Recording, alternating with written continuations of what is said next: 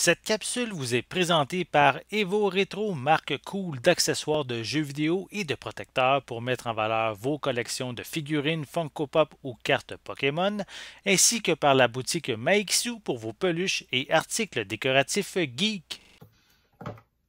Hey, salut Ciné-Techno, j'espère que tu vas bien. Je me présente, mon nom c'est Benoît Vincent pour une critique jeux vidéo aujourd'hui.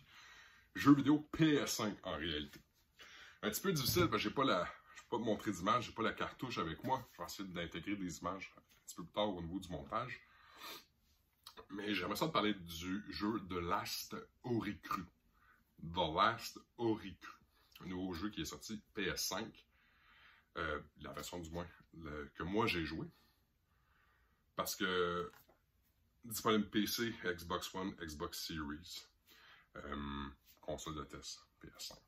Développé par Golden Knight Studio, éditeur Prime Matter, propulsé par Unreal Engine. On parle d'un jeu de rôle, action, RPG.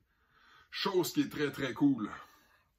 On peut se permettre de jouer à ce jeu-là à deux, local ou en ligne.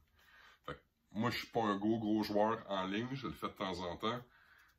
Mais je suis un gros joueur two-player local.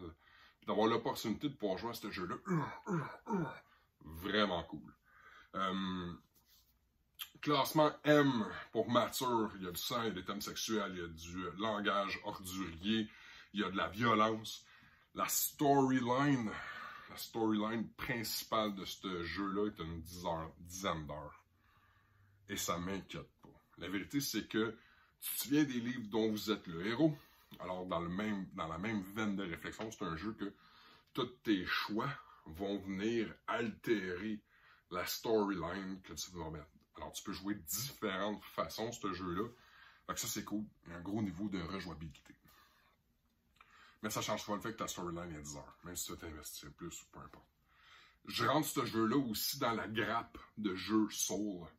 Alors, au travers tes kills, au travers tes aventures, au travers tout, tu vas ramasser des souls. C'est pas appelé de même, mais c'est ce que c'est. Puis, à ta mort, ben, tu as une chance d'aller les récupérer ou tu les as perdus, tu regagnes ton expérience. La langue parlée dans le jeu, c'est de l'anglais, mais le langage à l'écran, écrit, on a le droit du chinois simplifié traditionnel, du tchèque, de l'anglais, du français, de l'allemand, de l'italien, du japonais, et j'en passe. À ce niveau-là, ils ont vraiment mis toute la gomme pour que tout le monde puisse bien comprendre.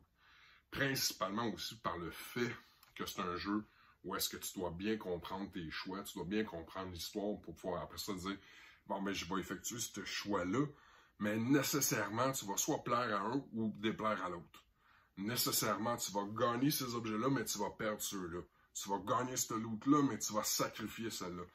C'est là que ça peut devenir un petit peu tortueux parce que à chaque fois que tu fais des pas, à chaque fois que tu avances dans ton jeu, tu as aussi en même temps tout le temps ben, j'ai-tu fait la bonne affaire? J'ai-tu fait le bon choix? J'ai-tu. À ce niveau-là, des fois, j'étais un petit peu tiraillé, mais c'est le but du jeu. Il y a aussi c'est difficile pour moi, parce que j'aime pas ça parler en mal. Tu le sais, là, j'étais un positivity guy. Il y a des jeux qui se jouent vraiment bien. Il y a des jeux qui... La mécanique de jeu est un petit peu plus difficile. C'était le cas. C'était des animations qui finissaient plus. C'était des storylines qui finissaient plus. C'était comme... Ah ouais, let's go, man. Oui, Puis peut-être que pour toi, c'est parfait. Peut-être que pour toi, cette profondeur-là, le depth de ton histoire va dire « Oh, ben, j'ai tellement eu du plaisir. » Moi, honnêtement, j'avais hâte de jouer. J'avais le goût de jouer à mon jeu. J'avais pas le goût de lire, puis de comprendre, puis de savoir, puis de tout le tralala. Je voulais me mettre dedans. C'est pas un jeu comme ça. Malheureusement, il faut que tu t'attendes, puis que tu sois patient, puis que tu comprennes bien tes choix, puis des fois, c'est ça, tes choix, mais sont tiraillants, puis sont faits pour ça. La mécanique de jeu à l'intérieur, par contre, ça, je peux pas rien dire. Ça se joue super bien. Right trigger, left trigger, t'as tes potions, t'as ton R2, ton light, tu sais, t'as ton coup rapide, ton coup long pour pouvoir attaquer. La place où est-ce que tu vas aller te customiser, c'est super bien. Fait qu'il y a des bons points au niveau du jeu. Il y en a d'autres que c'est un petit peu plus difficile. Je te dis ce qui suit. Ça va peut-être t'aider à te mettre tout en contexte. Fait que le sommaire du jeu. The Last Oricru est un RPG d'action basé sur une histoire qui vous place au milieu d'un conflit entre deux races. Sur une planète partiellement terraformée, isolée de l'espace extra-atmosphérique par une barrière protectrice. Vos décisions apporteront des rebondissements intéressants au gameplay, car vous pouvez fortement influencer le conflit dans les deux sens. Vous ferez l'expérience de centaines de combats intéressants dans un monde médiéval et de science-fiction brutale où chaque décision a ses conséquences. Améliorez votre héros, améliorez vos compétences avant d'affronter l'un des nombreux combats de boss et préparez-vous pour une quantité sans précédent de possibilités. Une quantité sans précédent de possibilités. Puis moi, je suis un I'm a completionist. Tu sais, là, quand je lis mes livres, là, quand je lis mes comics, là, je les mets tous. Tu comprends? Un au dernier, je ne peux pas en manquer un. Puis ça, ce jeu-là, ça vient un trigger. Fait que c'était difficile pour moi de vraiment vouloir approfondir ma connaissance au niveau de ce jeu-là.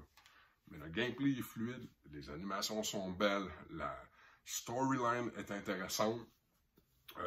Puis un petit peu comme dans Assassin's Creed, tu sais, quand il est dans son tombeau, là, puis il est en relation avec une...